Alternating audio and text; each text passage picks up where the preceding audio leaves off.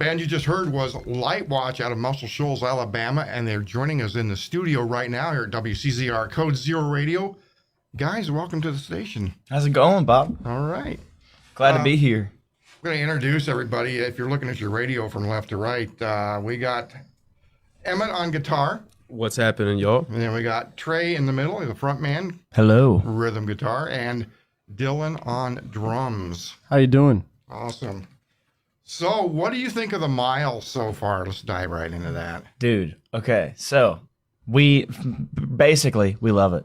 To make a long story short, but to make a short story long, we are kind of in the middle of a tour right now, and the tour is going amazing. Like, the shows have been fantastic, but it's definitely like, just being on the road and not sleeping regular hours and driving a ton, Right. and definitely gets to you. So we were pretty worn out by the time we got to Appleton, but like the accommodations and just like the friendly faces and like just meeting all these cool new people and having so many like awesome people take care of us, like it's definitely a nice kind of reset button for us while we're in the middle of this tour, man. It's been really fun so far. The thing I like about the mile is, like, if you go to a city you've never played before, or a venue you've never played, you got to build your crowd, right? You got to return 2 or 3 times. Yeah. But like as last night at Chadwick's, it was packed, and they loved you guys. It was like instant. Dude. I thought there was a lot of energy in the room last night. Oh yeah, same. Yeah, and at Spats, our show later last night too. Yeah. Like, it was, both shows were, slammed, and like the crowd was so like Next level. receptive, yeah, and like tuned in. Like, it wasn't a loud, rowdy thing. Like, they were actually paying attention to what we were doing. Right. It was really nice, man. It drives me crazy when people talk all the way through the set. You want to kick them in the face. Oh but yeah, we're not going to do any of that kicking in the face stuff. Taking notice of my notes. So you guys are from Muscle Shoals, and which is rich in music history yeah. as far as modern music goes. Mm-hmm. Is there like any pressure to be good if you're from Muscle Shoals? I mean, I wouldn't say there's any pressure. We pressure ourselves to be good. Yeah. I would say, as somebody that grew up there, was immediately immersed in the music scene because my dad's a musician as well. I just grew up around it, and it was always like the locals, like it's kind of one big family, and so everybody kind of just wants each other to succeed, There's definitely musicians definitely have their days where their ego might get the best of them, but I would say for the most part, man, it's some of the most loving, like caring and supportive people I've ever known. it's a pretty tight music community. Yeah. I would say, like, as someone who's not from Muscle Shoals, and like I've lived there for about like 6 years now, because I didn't grow up in that kind of community. I would say that like it is a lot different than what I'm used to, but there is like a lot of musicians, I think, that just like kind of hold each other accountable and want each other to be better. Really? I will say, like, since moving to the Shoals, like, I have learned a lot as a musician, and I feel like I've gotten, a lot better since before I moved there. So I definitely think that there's something to be said about the area and like the level of talent and like the community, like Trey said. People like to push each other, So, Right. And that's always a healthy environment to be in my opinion. Yeah, I mean, there's still, living members of the Swampers, which is like the absolutely top-notch legendary rhythm section from the Fame days in the 60s and the 70s. But also, Will McFarlane toured with Bonnie Raitt forever and has done sessions with Bob Dylan, and Kelvin Holly, who is Little Richard's guitar player forever. And like, there's like seriously like absolutely all-star pro musicians everywhere. So you can pretty much any day of the week go. Yeah, my dad is an absolute legend. But any day of the week you can go, and it's basically like, as a musician, especially as a young musician that is still learning, it's like you can go watch a seminar in pretty much any day of the week, and learn. So it's not like, I've never felt intimidated by any of it. It's pretty much like, if you go in as a sponge and absorb as much as you can, then you'll fit right in. I've watched the documentaries, and I'm just blown away. You know, the amount of talent all of a sudden in Muscle Shoals. You know, crazy stuff. So you guys are on tour, and you drove straight from New York to Yeah, Yes. we It woke was a up. haul. We woke up in Midtown Manhattan, right? And our van was parked in the financial district, which is like, if you've never been to Manhattan, at the very bottom of the island. And we were like kind of beneath Central Park. So we woke up at 7:30 in the morning, got all of our suitcases, took the train down to the bottom of the island, loaded up our van, paid $600 for parking. Yep. And then it took us about like maybe 45 minutes to get out of the city from that point. And then we were on the road. And I didn't even I didn't even realize this. I'd forgotten this. In New Jersey, they still pump your gas for you.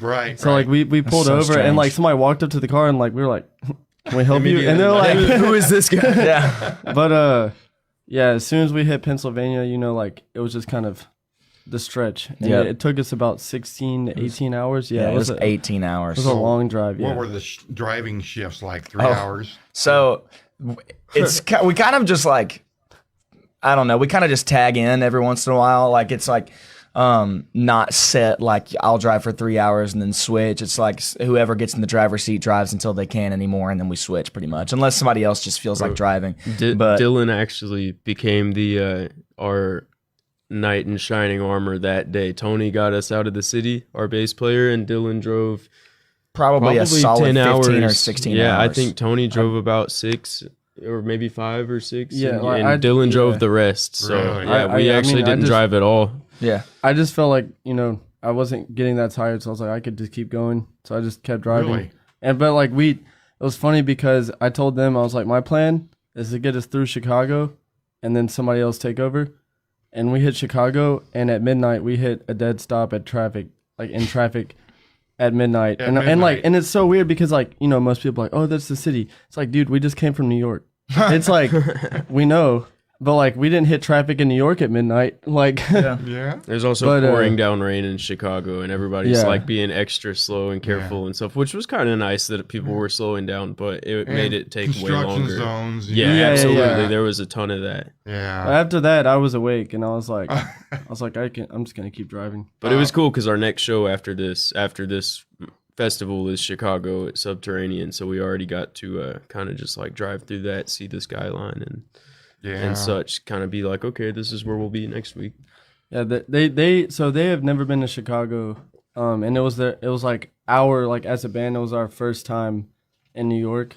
So like, you know, like these guys got to see New York City for the first time, and then we woke up in New York that day, and then drove through Chicago in the same day, which is like a pretty cool nuts. experience. Yeah, It was pretty crazy. nuts.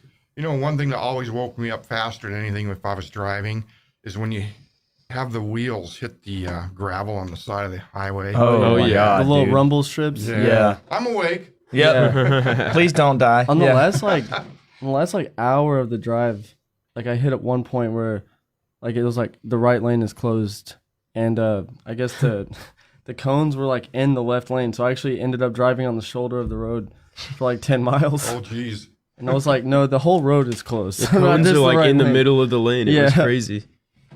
I can't even imagine driving that much. That's nuts. In a 99 Econoline, like an E150 van with a trailer, Yeah. with a Oh, U-Haul you do have a trailer. trailer? Oh, Yeah. Yeah. Which is nice. It means We're riding we can, comfy, We yeah. can Yeah, ride. We right. don't have You our got a place gear to in the sleep. van with us. We can all lay down and such, but it is so a rig. you brought your backline gear, drums. Did you bring your own drums? Yep. Yeah. We Yeah, we have have a full band everything setup, to yeah. play You shows. pretty much We have got, to because you never know what you're getting. In. Right. we got other shows on this tour where we Yeah. definitely didn't have backline. Yeah. Kind of had to bring everything. Yeah, they show up to a venue and that. Well, here's the drum kit. Oh yeah, and it's Yeah, nice. yeah, It's okay. so nice here, man. Yeah. You just get here and it's like, okay, here's all the heavy stuff is already on stage. Right, right. Especially in DC and New York, because like, you know, there was stairs and both. Yeah, and we got there and we're like, the drum set I was think there. And we're like, gonna use this house. we're gonna kit. use this. Yeah. Oh man. Yeah, the production at Mile of Music. I'm always blown away by the sound. Yeah. Sound absolutely. is always top notch. All Of these course, engineers. lighting. Yeah. The engineers are freaking incredible, dude. I mean, all the staff really, but like just walking into it can be a stressful environment for a sound engineer to like have to handle 10 bands a day. So like walking up and then being like really cool and very accommodating and not, annoyed with us for asking them to change our monitor mix 10 times or something. Like they've been super cool. Yeah, the sound checks are pretty quick. Yeah. Oh yeah. Those guys are really good at what they do. Yeah. So you got a new album out, or was released in December, yeah. Right? Mm-hmm. And it's called Into the Evers. Yeah. Where did you guys record this at? We recorded it in Sheffield, Alabama, which is kind of a part of the Quad Cities, Muscle Shoals area. I see. At a studio called Ivy Manor with Dan Hannon, Clint Ingersoll, Gary Nichols, which is my dad, Michael Wright, and Jared Prishibish. Kind of all on a, in a different producer role there. But we actually recorded it in the summer of 23. So it was actually a couple of years ago.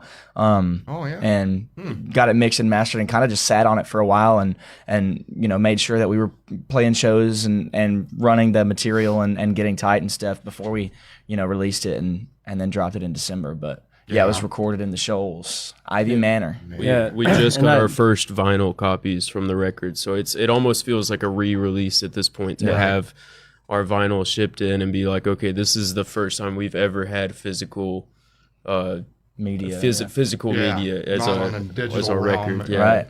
Yeah, we definitely sat on it for a while, like a little bit too long, I think. But I got to give credit where credit is due. Like Ivy Manor is one of the best studios to record at, like in the world, in my opinion. Like Mr. Dan, Jared, like all those guys, Clint, Gary, Michael, like they're all super awesome guys. Dan actually owns the studio now, and he's a producer who moved from Atlanta to be in the Shoals, and he's worked with bands like Manchester Orchestra, Teddy Swims. Like all these like really Paris Jackson, Julian Baker. Yeah. He is an animal at what he does. Like he is awesome. He's pretty awesome. I highly recommend, like, if anyone's watching and like wants to find somewhere new to record, like at least look at the website. Record in the Shoals with Dan Hannon. Was this the you've had other releases before this? So we kind of became a new band about 2 years ago. Okay. We toured for a while and we're releasing music under the name Yes Trespassing, which was a slightly less polished, kind of more garage rock than like alternative, like the stuff we're doing now.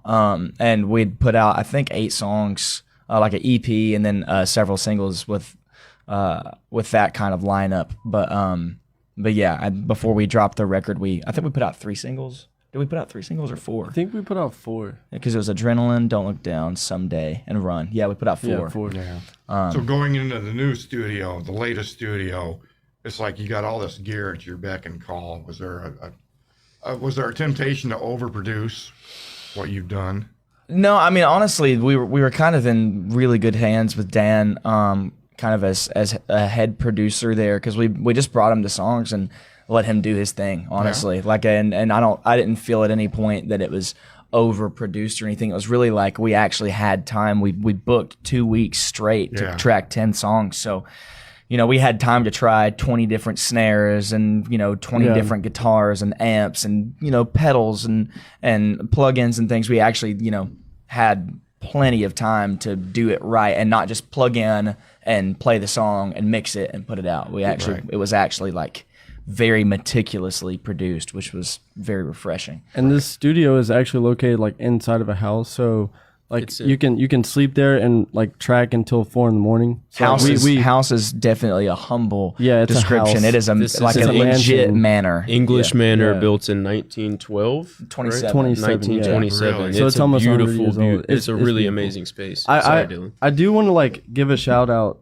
to Les. So like when we were recording as Just Trespassing, we didn't have much of a budget, so we were just doing like short spans of like maybe 4 hours recording.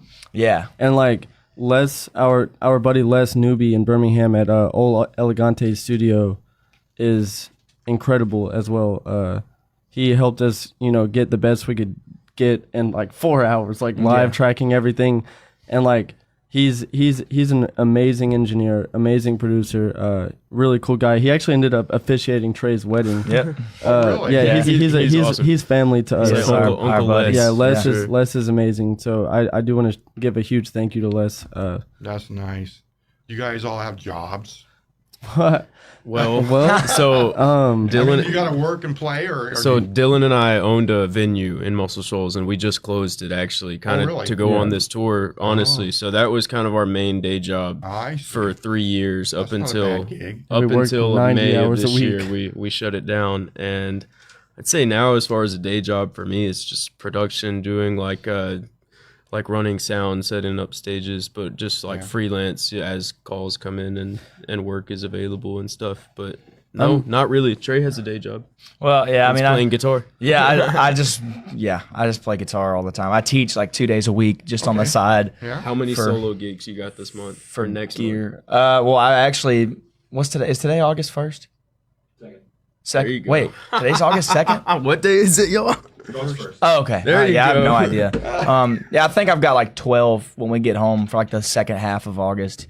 And that's a slow month. But yeah, I played like, I can't remember how many Lightwatch shows we played last year, but I totaled it up and I played 202 gigs last year. Wow. So I do like solo acoustic cover sets and private parties and stuff by myself. And then, I teach guitar on the side. So. I feel bad for a lot of musicians. They have to work a regular job and go play on the weekends. Man, that's tough. Yeah. That's a tough gig, So it's nice that you can do what you want to do and make a living at it, kind of. I don't know how. I feel do like- not know how I did it, but Yeah. I just pray that it keeps happening. I feel like it's definitely like it's hard, but there are ways to make money like in creative outlets. Like I feel like everyone's default is like a job is the only way to make money, Yeah. but there are definitely like solutions to that that can be very creative. I mean, You guys do any studio work on the side? Or? we do when we're like me when I'm asked, but like as a drummer in Muscle Shoals, there's like one dude that people call. His name is Justin Holder. Oh, He's yeah. actually on tour. He's with, amazing. Yeah. he's on tour right now with my dad. Really? They're playing in a band called the Band Lula out of Shout out Nashville. Malachi and Logan. For real. And they're on tour with Zach Top and Dierks Bentley right now, all over the Your dad's country. out touring. Yeah, Yeah. That's amazing. Yeah, we're all doing it. Yeah. the family business. Yeah. Fan.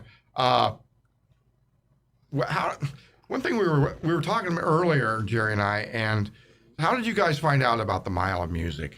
So our booking agent, Ollie Bogus, is actually, his brother is Bennett from the Stews, the bass player in the Stews, and they've played Mile a few times, and they're fantastic, man. They're some of our favorite people. But Ollie is our booking agent, and so he had been to Mile with the Stews a few times and fell in love with it. Like he texted us yesterday saying he wished he could be here and that Appleton is the greatest city in the world. Like he loves Mile, and so like as pretty much as soon as we kind of got in with him as far as booking, like last July.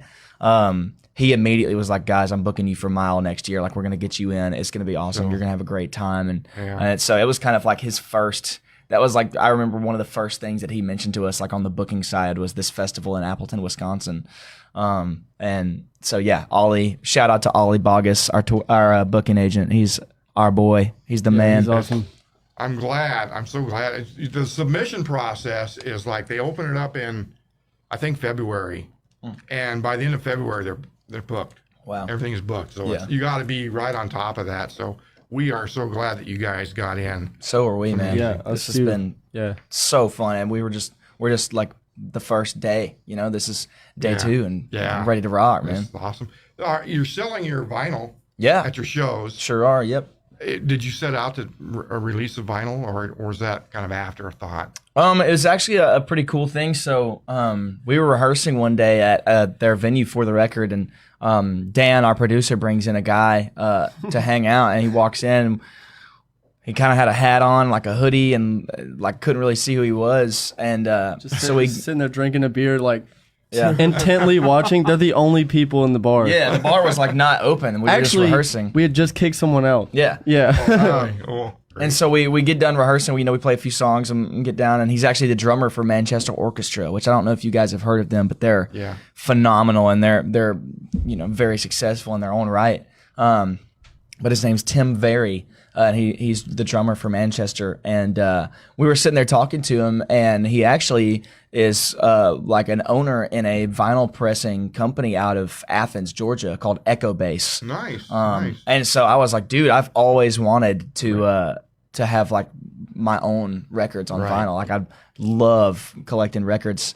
And our buddies Honey Knife that are from Atlanta had actually just worked with them and gotten their vinyl from them too. And I had seen how good it looked. If you guys haven't listened to Honey Knife, by the way, if you like our music, you will absolutely love Honey Knife. We love doing shout outs on the radio.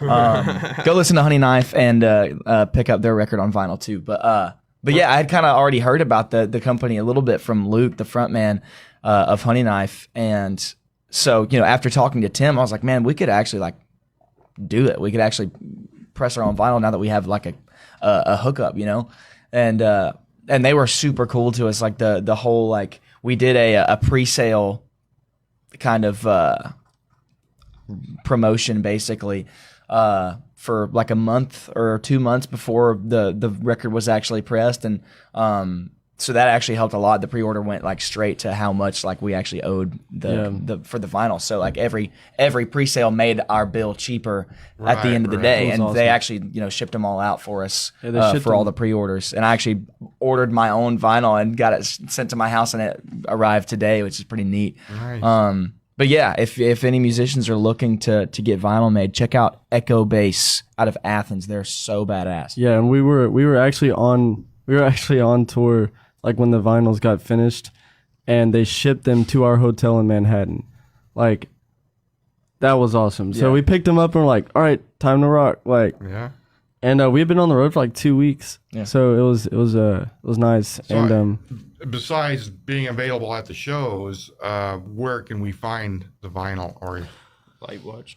Yeah, I think you can still. I don't know. Yeah, I think you can still order them from the website, and we'll just ship them out to you. I'm gonna double check. We've been doing pre-orders. We've been heavily pushing the pre-order campaign. So now that we actually have the records, it's like a little bit of a transitional phase, I guess. I think we'll definitely try and figure something out where like people can order from us if anything, and we could ship them out. But I mean, if for right now, if anyone wants a vinyl that's not in front of us, and they can't figure out how to buy one, just shoot us a message on Instagram or Facebook, and we'll make it work. We'll figure out a way to get you a vinyl. They're still on our website. You just click pre-order now, and it takes you to the order website. Cool. So you still order it the same way. They're super cool. They got like this black and white splatter on the vinyl itself. Splatter vinyl. You got to do that. Oh yeah, it's awesome. Really turned out good. So your tour is taking you where next after Appleton? So we're in Chicago on Wednesday, which is the 6th, I want to say, at Subterranean. And we are super stoked about that show. I've heard about that place. Yeah, I've heard really good things. And Tony, our bass player, actually, that's like one of the venues he's really wanted to go see a show at. And so it's funny that we're playing a show there before he, got a chance to even see one there. He'll see one first.